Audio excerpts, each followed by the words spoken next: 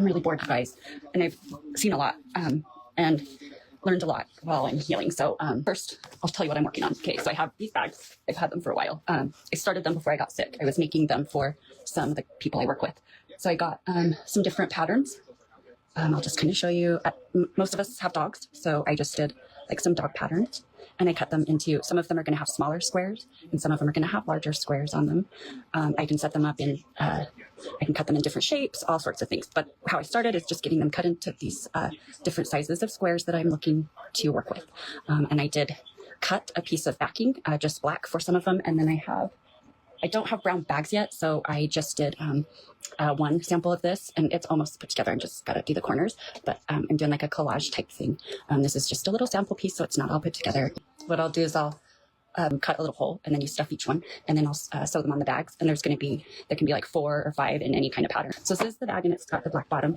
I liked the black bottom so that it protected it. The brown bags I'm getting also have brown liners on the bottom, so that you don't see the dirt and it won't stain the bag. So it can be one square, it can be a diamond. It can be, I can do one over here, one over here. So I'm basing it off of each person that I'm making it for.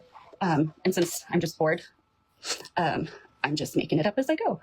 Unfortunately, it was just getting to know everybody when I got sick and have to work from home now. So some of them I'm just kind of guessing on, but others of them I kind of know their personality. So I put certain squares together for them. The one I'm working on right now is this one, and I'm just getting the border edge put on it. And so what I did is I pinned them all the way around, just so that I know where I'm at. And this is my little square that's been sewn. It has its back on. I'm going to get this on. Okay, I'll try to talk louder. Sorry if I'm quiet.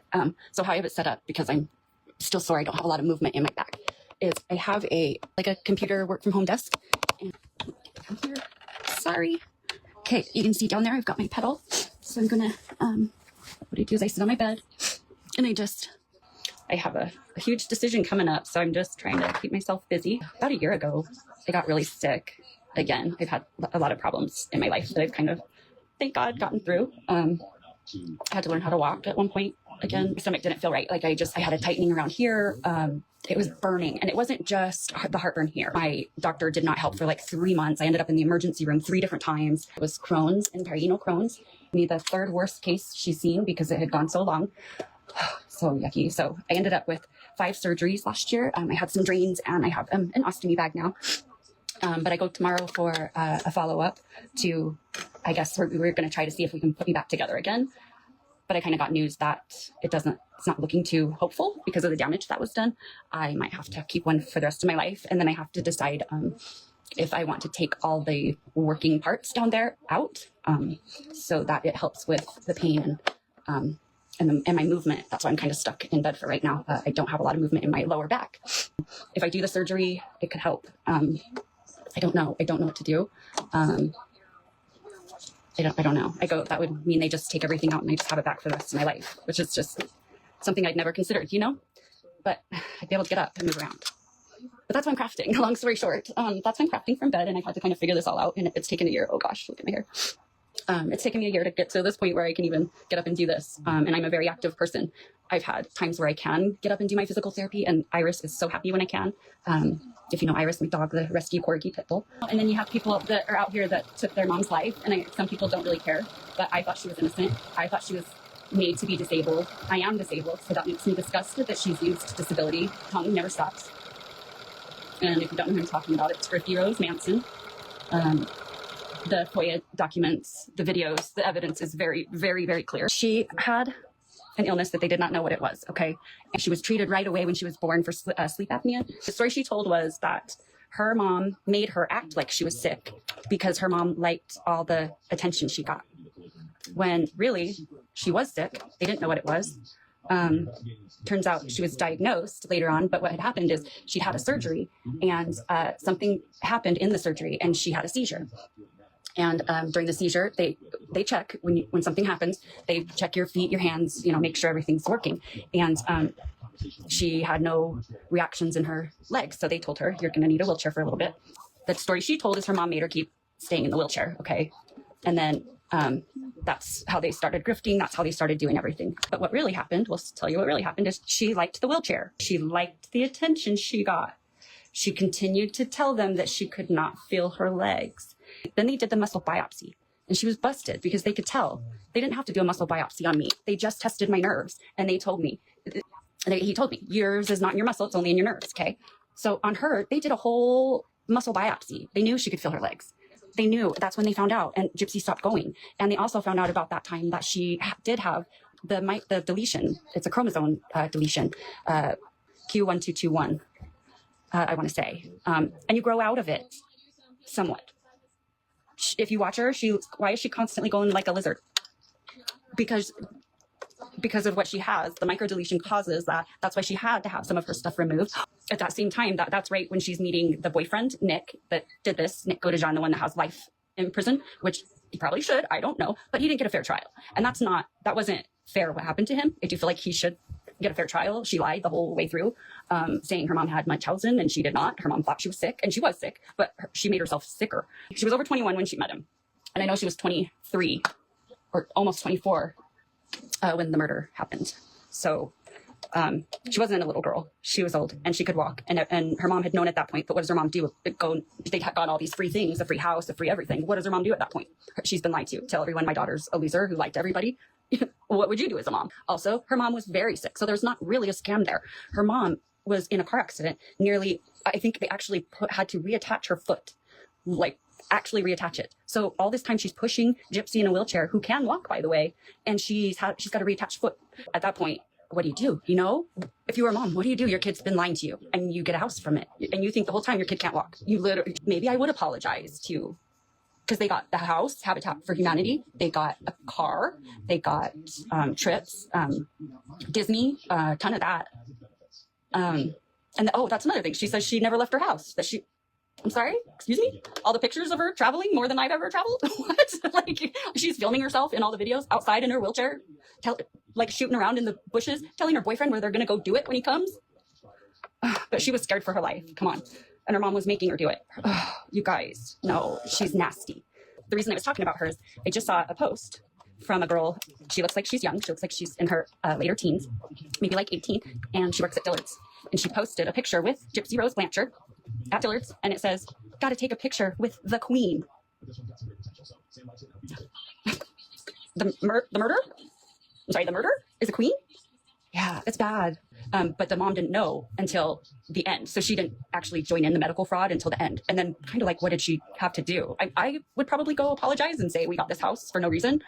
I return extra money at the grocery store. So I'm kind of a nerd like that. But I don't know. What would you do though? It is fraud. I wouldn't do it, but she did. Was that horrible? She didn't deserve to die. Maybe she needed to go to jail.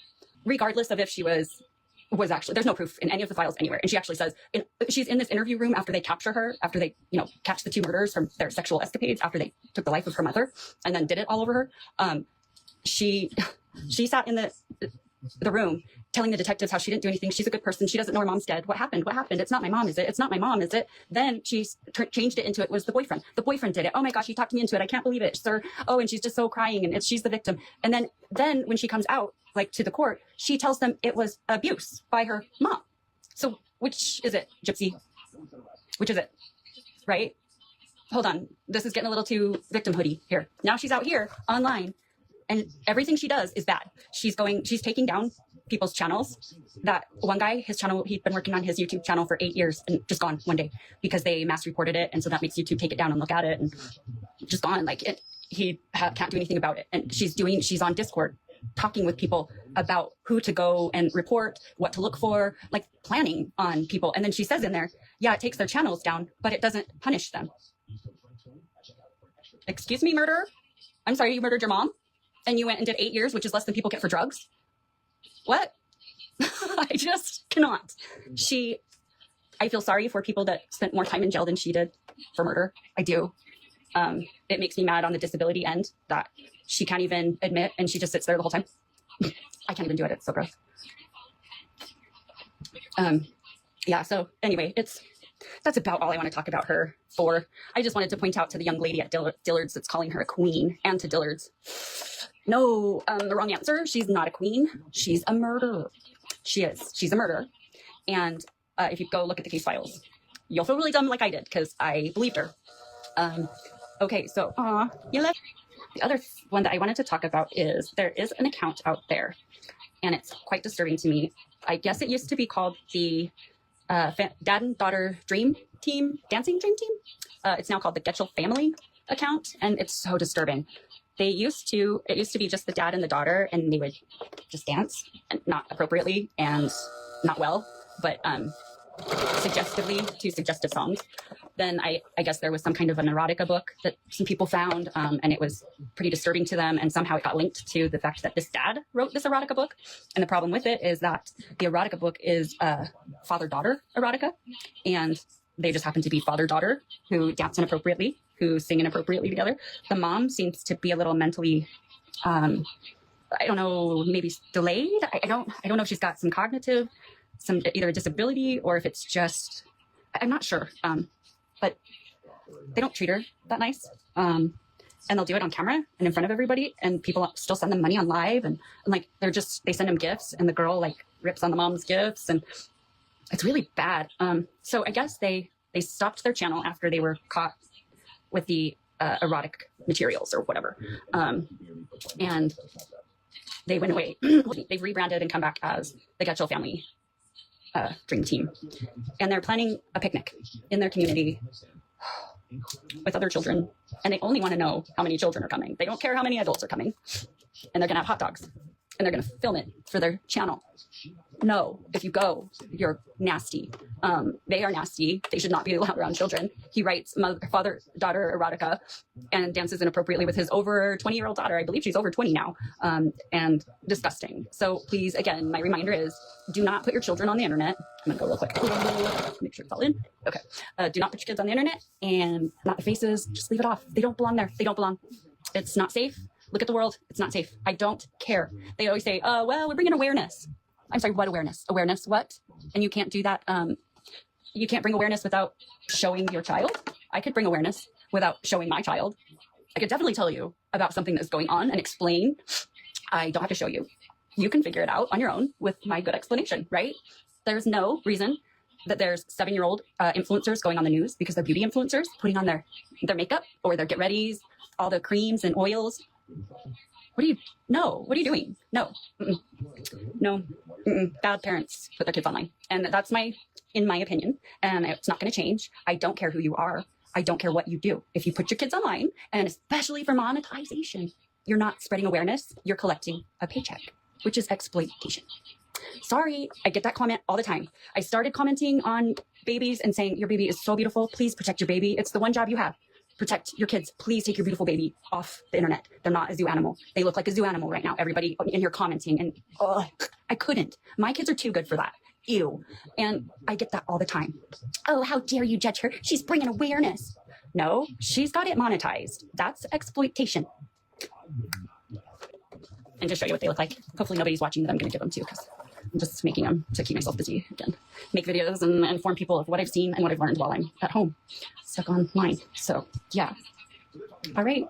Thank you. It was good to talk with my good old friend. I'm not going to put your name out there because I don't know if you want it out there, but I love you. It was good to see you. And like I said, these are just my little practice sample things that I'm making for friends.